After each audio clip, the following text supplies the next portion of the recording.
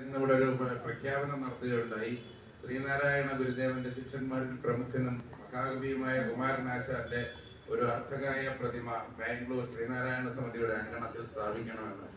അദ്ദേഹത്തിന്റെ അഭിപ്രായം വളരെ വൈകിപ്പോയോ എന്നാണ് എൻ്റെ ഒരു ഇത്. കാരണം 100 വർഷം ആയ ഇപ്പോൾ പോലും നമ്മൾ ഇപ്പോഴാണ് ഇതിനെപ്പറ്റി ആലോചിക്കുന്നത്. 100ാം സ്മൃതിദിന ആചരണം വരെ ഇതിനുവേണ്ടി നമുക്ക് കാത്തു നിൽക്കേണ്ടി വന്നു. ഇനിയെങ്കിലും നമ്മൾ വൈകാതെ ഈ കർമ്മം പൂർത്തിയാക്കണം.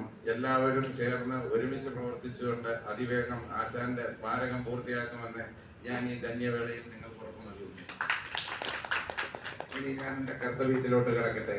ആദ്യമായി ഈ സദസ്സിൽ മുഖ്യ പ്രഭാഷണം നടത്തുന്നതിലൂടെ മഹാകവി കുമാരനാശാനെ അനുസ്മരിക്കാൻ സഹായിച്ച ആദരണീയനായ ശ്രീ പി ശ്രീധരനുണ്ണി സാർ അവർക്ക് എൻ്റെ പേരിലും സമിതിയുടെ പേരിലും നന്ദി രേഖപ്പെടുത്തുന്നു. ഈ പരിപാടിയുടെ വിജയത്തിന് വേണ്ടി വിശ്രമമില്ലാതെ പ്രവർത്തിച്ച നമ്മുടെ പ്രിയങ്കരനായ പ്രസിഡന്റ് ശ്രീ എൻ രാജ്മോഹൻ അവർക്കും ഗുരുദേവനാമത്തിൽ നന്ദി രേഖപ്പെടുത്തിക്കൊള്ളുന്നു. ഈ വേദിയുടെ അധ്യക്ഷ സ്ഥാനം അലങ്കരിച്ച ശ്രീനാരായണ സമിതിയുടെ ആശാൻ പഠന കേന്ദ്രം ചെയർമാൻ പ്രശസ്ത കവിയുമായ ശ്രീ സുരേന്ദ്രൻ അവർക്കും ഗുരുദേവനാമത്തിൽ നന്ദി രേഖപ്പെടുത്തുന്നു.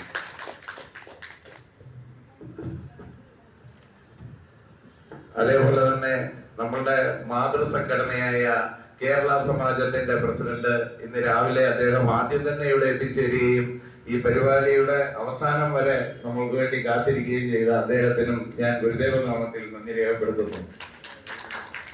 ബാംഗ്ലൂർ മലയാളികൾക്ക് സുപരിചിതനും പ്രശസ്ത പ്രഭാഷകനുമായ ശ്രീ കൃഷ്ണകുമാർ കടമ്പൂർ സാർ അവർക്ക് എന്റെ വ്യക്തിപരമായ പേരിലും സമിതിയുടെ പേരിലും നന്ദി രേഖപ്പെടുത്തുന്നു.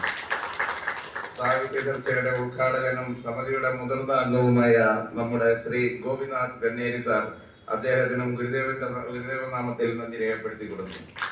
സമിതിയുടെ സീനിയർ മെമ്പർമാർ സാഹിത്യകാരന്മാരുമായ ശ്രീ ടി കെ രവീന്ദ്രൻ അവർക്കും ഗുരുദേവനാമത്തിൽ നന്ദി രേഖപ്പെടുത്തുന്നു.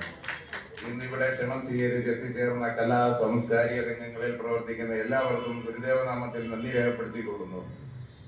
ഈ പരിപാടിയുടെ വിജയത്തിന് വേണ്ടി പ്രവർത്തിച്ച